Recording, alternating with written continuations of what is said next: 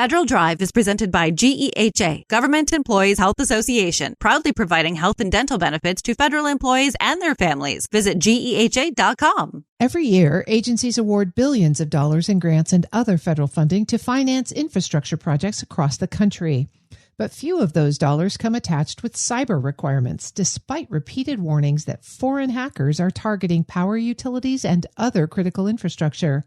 A new report from the Institute for Security and Technology is now offering Congress and the Trump administration several options for factoring cybersecurity into federal funding.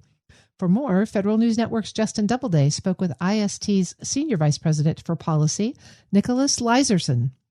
One of the challenges that I think we've seen is there's increasingly, unsurprisingly, right, when the federal government makes investments of any sort in infrastructure, in program services, whatever it may be, when they buy things directly or on behalf of folks, right, on behalf of states, local governments, things like that, increasingly they're buying information communications technologies and services, whether it's directly or it's operational technology.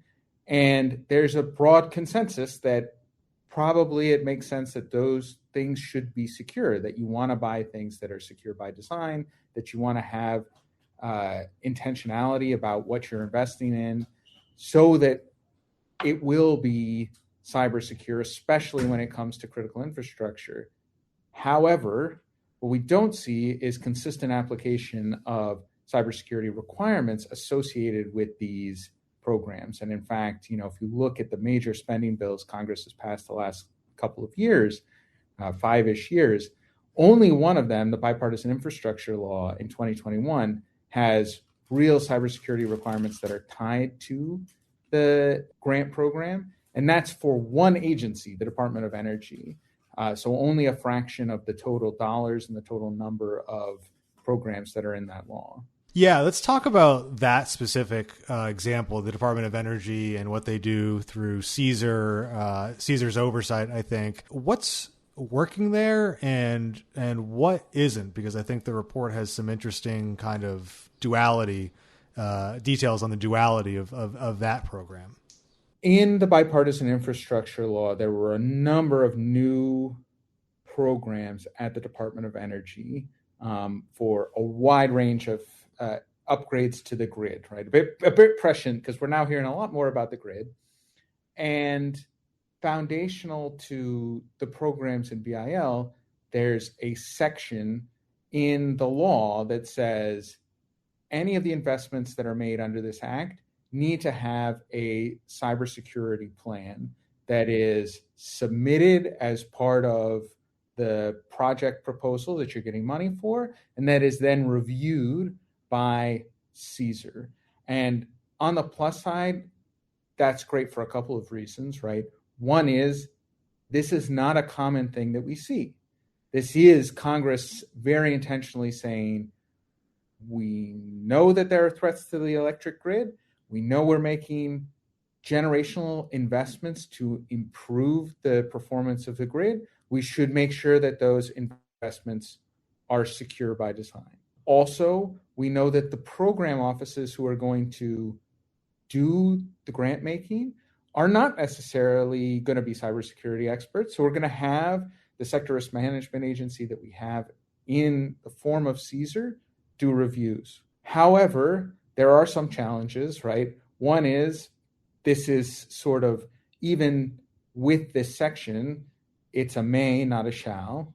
So it's not, thankfully to date, CSER has kept saying we're just going to keep doing it, which is great. But in general, I'm not sure that discretion should live with the secretary, as opposed to, if you're going to go to the bother of writing out in statute, you should probably say it's a requirement, not a nice to have, because the concern is competing priorities may show up someday, and this should be table stakes. Having security baked in should be table stakes. It shouldn't be a nice to have. It's a need to have. Well, what specifically are you looking at as means to get these ideas implemented here in the relative near term? We have an appendix that's just like this is some drop-in language that you could use, whether it's for the executive branch, the legislative branch, that might help if you wanted to apply ideas like the BIL. This is a way that you could frame it, tweak it a little bit, put it in with a grant program. And there are opportunities that I think we'll see with the surface transportation reauthorization, the highway bill that's coming up soon would be a good example, or the National Defense Authorization Act, where you can plug and play some of the concepts here. The other thing is the uniform guidance from OMB is out for comment right now, right? And like there is a broad way of doing this within the executive branch of just saying OMB already is taking steps to say you need to do more on cybersecurity to protect federal dollars and federal data. And it's not a big step from where I sit to say, and the assets that you're buying with the federal dollars. That's a pretty intuitive step, and you could make a significant difference by updating the uniform guidance to include that just simple concept. But maybe most fundamentally, there is some really good guidance that came out of the Office of the National Cyber Director and CISA in December of 2024 on how grant-making organizations at the federal level, grant recipients, and even pass-through entities like states who might be administering, getting a tranche of money, highway fund money, and then passing it through, re-granting it, or contracting out.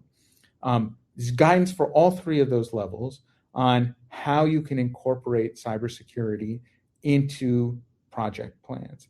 There are project templates, there are terms and conditions, there is language ready to go for notices of funding opportunity.